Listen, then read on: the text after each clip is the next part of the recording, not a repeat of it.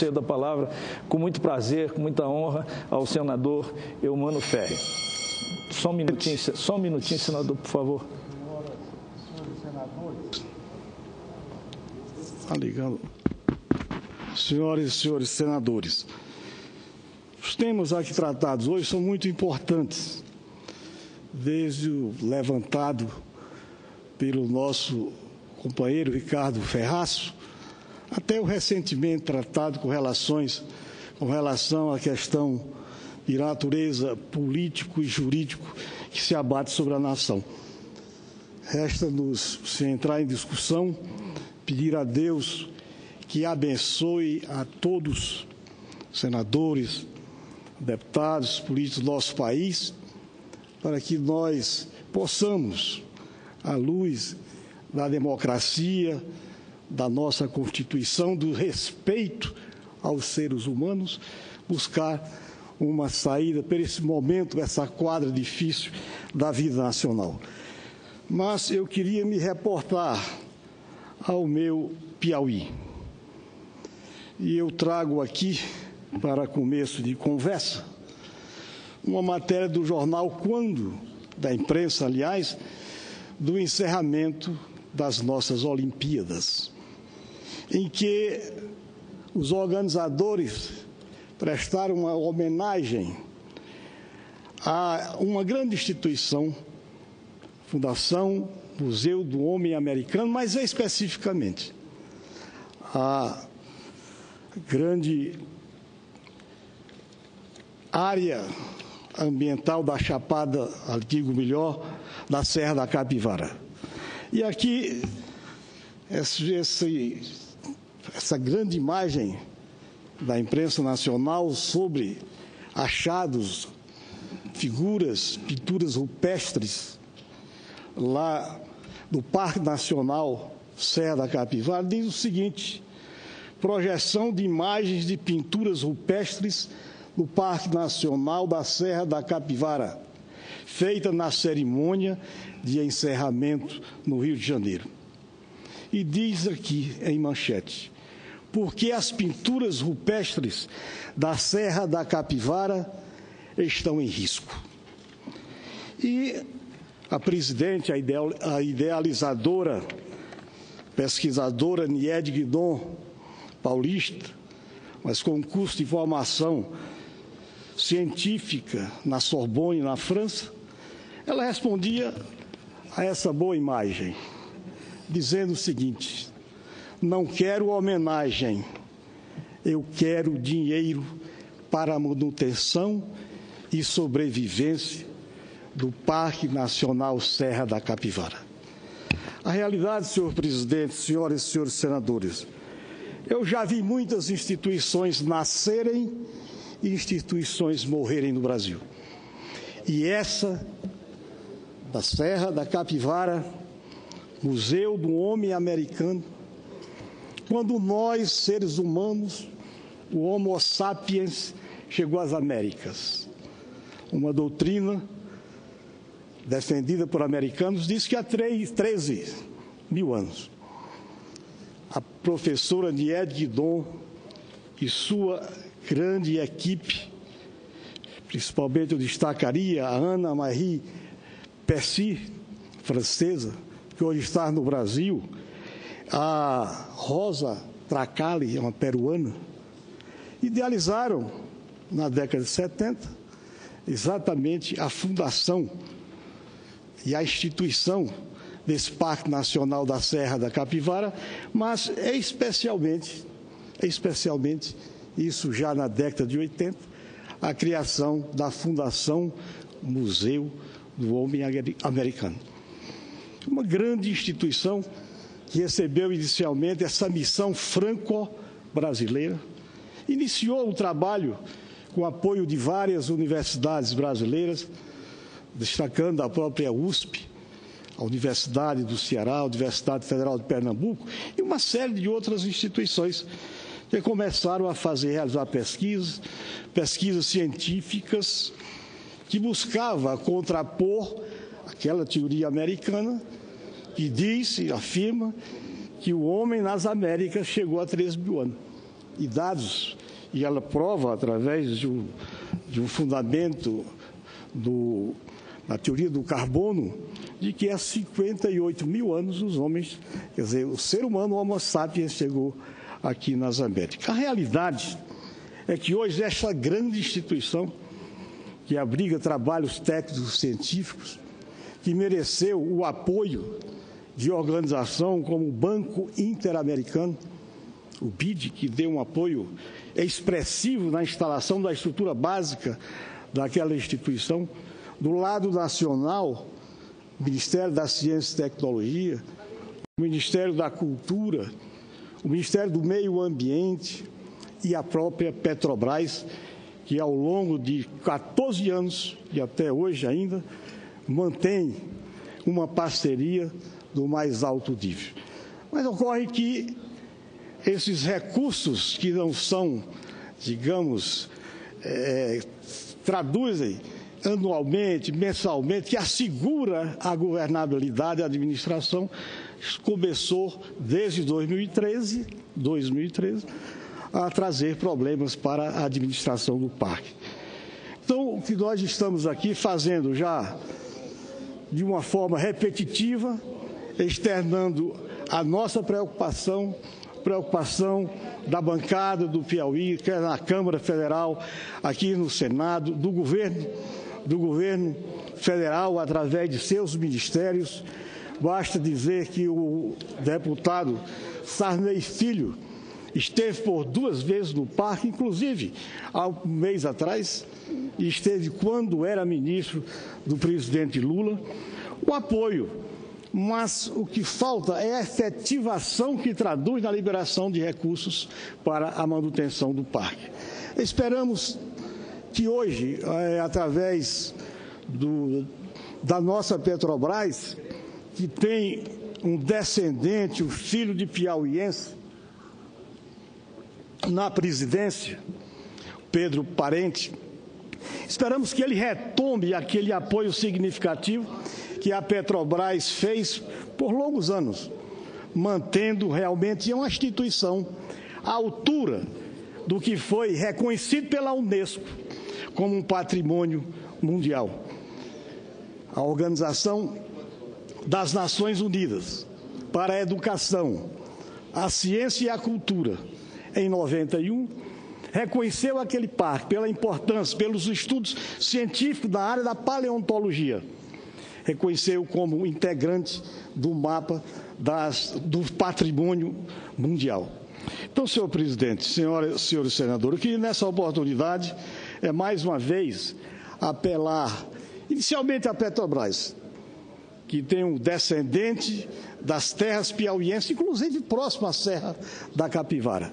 No caso, o presidente Pedro Parente, para que olhe com os bons olhos. E nós vamos procurá-lo com a bancada do Piauí, pedir para que dê continuidade. E, aliás, já retomou isso, mas falta liberar o recurso, mas nós queremos que retome dentro de uma linha mais efetiva, mais dinâmica, à altura de uma instituição que não é do Piauí, não é do Nordeste, não é do Brasil, mas é uma instituição da humanidade.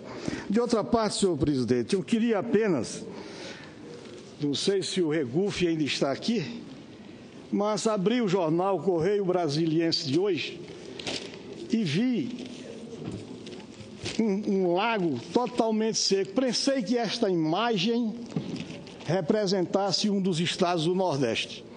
Piauí, Ceará, Paraíba, Rio Grande do Norte. Não, é aqui no Brasil Central, a poucos quilômetros de Brasília, do cérebro das altas decisões nacionais. Ora, se São Paulo, em 2014, atravessou aquele drama de escassez de água para o consumo humano, Brasília já está na iminência, e nós vimos aqui as manifestações, e o Brasil afora. O que isso traduz a falta de planejamento nesse país, em todas as áreas. Planejamento foi colocado ao lado. Nós vivemos do momento, sem pensar o futuro. Eu lia, senhor presidente, senhoras e senhores senadores, o estado do Ceará, as duas maiores barragens, Castanhão, com 6 bilhões e 700 milhões de metros cúbicos de água, está com 400 milhões de metros cúbicos de água. Menos em torno de 6 a 7%. O açude, Oroski, esses dois. A Soros com 2 bilhões. 6 bilhões e pouco, são 8 bilhões e 700 milhões de metros cúbicos. Fortaleza, com quase 3 bilhões de habitantes, terá, se não voltarmos, um plano emergencial. Fortaleza, João Pessoa e muitas outras capitais do país, nós vamos ter um colapso. O Piauí, eu tenho aqui uma relação dos reservatórios, todos no volume morto. A maior parte, embora o Piauí tenha uma outra fonte de recursos de água invejável, que é a água subterrânea, através de aquíferos importantes que nós temos, que Deus nos deu. Vejo aqui a terra do meu querido Raimundo Lira, a Paraíba, o Curemas, com 700, 800 bilhões de metros cúbicos de água. Há também no volume morto. No Rio Grande do Norte, o açude, a barragem Armando Ribeiro Gonçalves, de 2 bilhões e 400 milhões de metros cúbicos, também numa situação emergencial. Senador Eumano, quando eu puder, eu gostaria de uma parte. Dá-me a oportunidade. Então, isso traduz a falta de planejamento. Vivemos há muito tempo nesse país do hoje, sem vermos o futuro. Isso em quase todas as áreas do desenvolvimento e do bem-estar humano. Concedo a palavra ao nobre senador Raimundo Lira. Senador Eumano, senhor presidente, eu quero dizer a Vossa Excelência, a todos os ouvintes da Rádio Senado e TV Senado, que a crise hídrica que hoje assola o Nordeste brasileiro e que no momento é emergencial, especialmente a Paraíba e mais especificamente a cidade de Campina Grande, com mais de 450 mil habitantes, ela teve início no final ela foi construída, essa crise, no final da década de 50 e início da década de 60. Quando foi criado a SUDENE, cuja proposta era modernizar a economia nordestina, era uma proposta muito inteligente, muito oportuna, né? Foi iniciativa do economista Celso Furtado. Mas aí criou-se no núcleo de fundação da SUDENE a ideia de que deveria ser destruída o DENOX. O DENOX possuía naquela época os mais competentes e preparados engenheiros barrageiros do país. Foi o DENOX que construiu o sistema Curemas Mãe d'Água, na época que foi construído em 1942, quando terminou a sua construção, com 1.388 bilhões de metros cúbicos, era o maior reservatório do Nordeste brasileiro. Então, naquela época, o DENOX era quem construía essas grandes barragens e médias barragens no Nordeste brasileiro, além de fazer um controle rigoroso e técnico da criação de peixes, distribuição de peixes e épocas apropriadas para as pescarias. E se transformou, essas grandes barragens se transformaram também em setores de produção de alimentos para os nordestinos.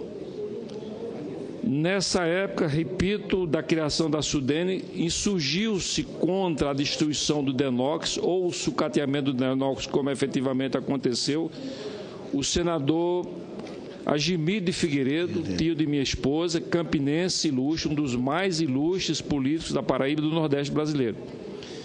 E por essa insurgência, ele foi perseguido como sendo inimigo do Nordeste brasileiro. E hoje o DENOX está sucateado, não existe mais uma geração de bons engenheiros barrageiros. As barragens estão todas com defeitos, todas as barragens, as paredes estão semi-destruídas, sem poder receber a sua capacidade total. Você ter a ideia, na Paraíba, a última grande barragem foi inaugurada em 1959 para abastecer Campina Grande. A barragem de Epitácio Pessoa, com capacidade para 550 milhões de metros cúbicos. Juscelino Kubitschek inaugurou em 59. Mas era necessário, nesse projeto, a complementação de 2 barragens nas suas nascentes, que era Pelo Sinal e Porteiras, barragem de menor porte, para não só servir de regulação da água da barragem principal, mas, sobretudo, conter o assoreamento, não é? Porque tinha que ter uma contenção para a areia que vem dos riachos e dos rios. Nada mais foi feito a partir daí no estado da Paraíba, não é? Somente em 1960 que foi construída a barragem de Oroz, que Vossa Excelência muito bem falou, no Ceará. Depois, inaugurada em 1983, a barragem Armando Ribeiro, no Rio Grande do Norte, né? E mostra hoje a situação hídrica do Nordeste, está mostrando que se a Sudende, que infelizmente terminou se transformando numa autarquia tida e reconhecida como receptora de uma grande cultura da corrupção, a ponto dos empresários de Sudene serem até mal vistos pela população e pela opinião pública, e ela teve esse grande papel que foi de destruir a continuidade do trabalho eficiente que o DENOX desenvolvia a partir da sua criação. Então, o que nós vemos aqui no nosso país é isso, é a continuidade dos projetos em todas as áreas, né? Todas as áreas. Sempre que vem uma ideia nova para modernizar, sempre tem como objetivo principal destruir o que está feito, em vez de aproveitar a experiência existente. Então, eu gostaria de lembrar esses assuntos a Vossa Excelência, e hoje a única saída que nós temos é a transposição do Rio São Francisco, e que eu tive a preocupação por achar que daqui a 20, 25 anos o Rio São Francisco já estaria totalmente morto. Eu apresentei na Comissão de Desenvolvimento aqui do Senado Federal um projeto para a revitalização do Rio São Francisco, que já está na Câmara e que foi assumido pelo governo federal como sendo uma solução para o futuro. A revitalização do rio principal e dos afluentes do Rio São Francisco, porque, como nós observamos agora nessa novela, ele está um filete d'água e que precisa ser recuperado, mercê da destruição de anos e anos do próprio homem em relação à região e às...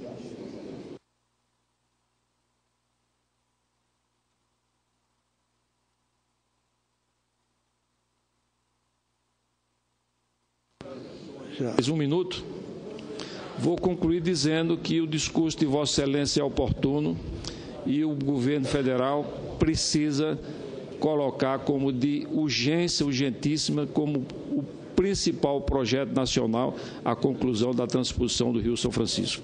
Muito obrigado. Concordo, Vossa Excelência, agradeço. Ao tempo em que eu queria me dirigir ao presidente desta Casa, do Senado, presidente do Congresso, dizer que eu estou antevendo um caos em breve no abastecimento d'água da região Nordeste, sobretudo na região semiárida. E antevejo com isso a extinção do planejamento de nosso país, com a extinção da Sudene, que eu vi nascer, que eu vi morrer. Hoje sobrevive. E sou técnico e aposentado da Sudene. Como o DENOX, que agoniza. São duas grandes instituições da região Nordeste. E eu vejo com tristeza isso, com meus 50 anos de Piauí, que tem uma área significativa do semiárido e uma outra. Numa região onde nós temos recursos naturais, quer dizer, do subsolo, no aquífero, que eu vejo a senadora Ana Amélia, que lá tem um dos maiores aquíferos, que é o Guarani, e nós temos dois grandes também. Eu vejo, meu presidente, que é chegado um momento de tentarmos estabelecer um programa emergencial, se não quisermos ver cidades com pessoas morrendo de sede, a não ser que consigamos dessalinizar as águas marítimas, ou de carro-pipa não temos mais condições. Então, é um problema grave, eu queria trazer a esta casa, e que se agrava ainda mais em decorrência do estado de falência. Permitam-me assim me expressar, dos Estados membros da Federação. Tive a oportunidade de acompanhar o governador do meu estado a uma audiência com outro governador representando a região norte, que era o Simão Jatene, e um outro senador da região, e o governador Marcondes Perillo, num gesto de desespero, pedindo um auxílio emergencial para os 20 estados da federação que integram a região norte, nordeste e centro-oeste, o que isso representa 60 senadores. 60 senadores no universo de 81. Temos, senhor presidente, essas regiões, 2/3 desta casa, que se diz e é realmente a casa da federação. Mas nesse momento eu vejo delicado, muito delicado, quando o governo chegou à conclusão de que o Estado brasileiro, no meu entendimento, é a maior crise, é do Estado brasileiro. Um Estado que arrecada 100 e gasta 160, não sobrevive. E pela primeira vez, eu vi o ministro da Fazenda começar a discussão pela redução das despesas. Permitam-me que assim eu confesse aqui. Não, as pessoas físicas e jurídicas não suportam mais manter um Estado, permitam-me também, ineficaz, ineficiente, que não mais atende às aspirações, os desejos da população. E isso é grave. Isso nós já sentimos na nossa pele e nos nossos estados. Creio, senhor presidente, eu ressalto aqui a visão de Vossa Excelência quando convocou alguns senadores para constituir uma comissão para rever, para discutir o Pacto Federativo. Aí eu vi que eu estou vendo ali a nossa senadora Ana Amélia, o Fernando Bezerra, Simone Tebet, enfim, alguns que o Walter Pinheiro, enfim, uma série de senadores que foram governadores, que conhecem o problema na própria pele, mas eu vejo um agravamento do Estado. A crise do Estado é uma realidade e nós temos que nos debruçar sobre isso. Então, senhor presidente, eu queria, com essas considerações, sugerir que acordemos para uma realidade que vai acontecer. Questão de abastecimento d'água nos grandes centros urbanos da região Nordeste.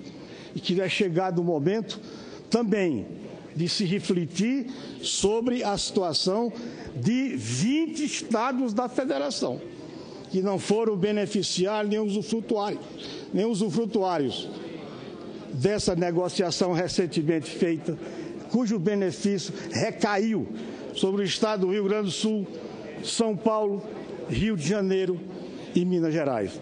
Eram essas, senhor presidente, as palavras que eu pronunciar na tarde de hoje.